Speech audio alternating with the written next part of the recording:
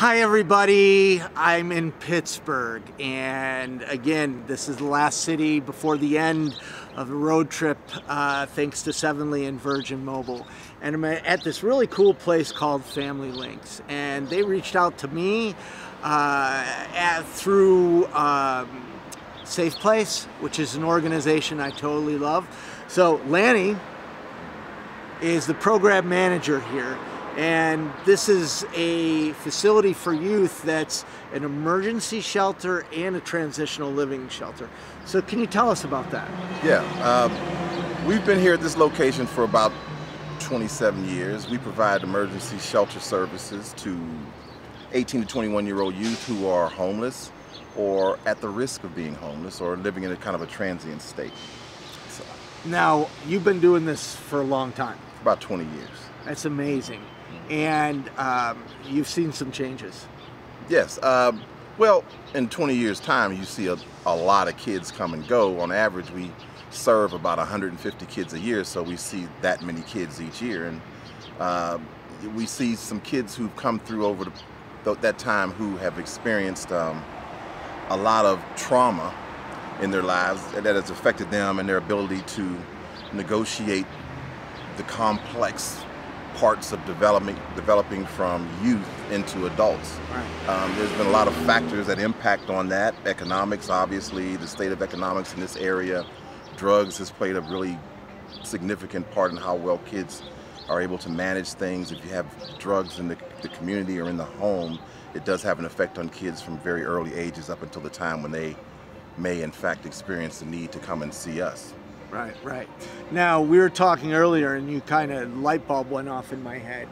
Mm-hmm. If you do the math of 18-year-olds, 19-year-olds, 21-year-olds, you put their birth right around when crack cocaine was being introduced to the inner cities and probably rural communities too in America. Right. They, yeah, looking at it that, longitudinally. When I first came here, kids who were in our program were being born in the early to mid 70s. So they were coming into a different experience than the kids who are here now who were being born in the early to mid 90s. At that time, particularly in the city of Pittsburgh, there was a lot of drug problem that was spread out all over the place. It affected families, it affected the education of kids, it affected communities. And there was a lot of deterioration, a lot of violence, a lot of addiction. So they had to kind of grow up in that environment. And again, I speak generally, I'm not talking about all, but a significant number of the kids grew up in that environment, and it had some negative effects on their ability to survive, to grow and develop what we term to be normally. So it had those effects. Now, you've been doing this for 20 years.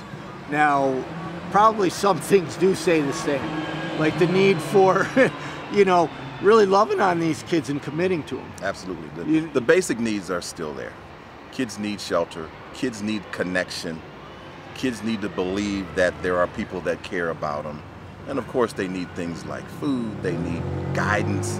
They need, they need help. They need people to be able to give them right answers to the questions that may be and they may believe not to be getting answered in places that they would have originally thought they'd get those answers from. Right. So, have you seen youth homelessness increasing or decreasing or staying the same? I think the way it shows to us, it's I wouldn't say decrease or increase.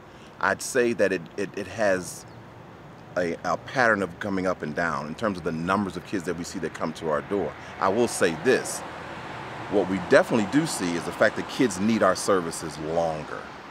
There may not be a lot more or a large influx, but the kids that we get, and those numbers are pretty much the same. They hover around, like I said, we see about 125 to 150 unduplicated kids every year that come to our door. Right.